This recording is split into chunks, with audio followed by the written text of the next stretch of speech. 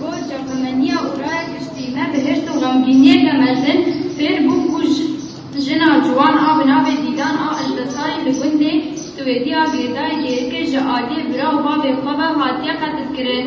Divê wê re zanîn ku şîdeta li dijî jinan û kuştina jinan di nav sucên herî giran ê li dijî mirovahiyê de ne ku wijdanê civakê diêşînin.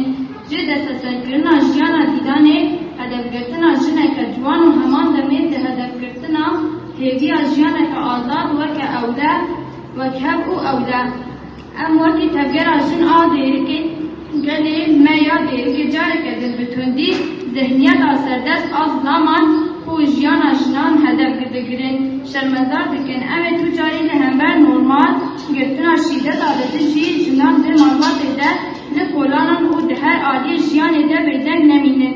Em bang dikin ku lêpirsînek tebahî ya hemî aliyên vê bûyerê were kirin ku berpirsyariya lê di edaletê hesab bidin û gamên pêwîst ên jivakî û qanûnî werin avêtin da ku bûyerên bi vê rengî careke din çê nebin.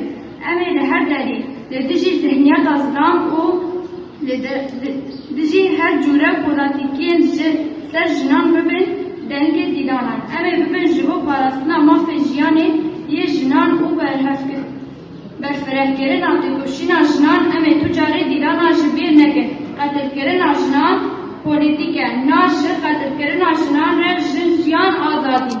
Jin jiyan azadî, jin jiyan azadî, jin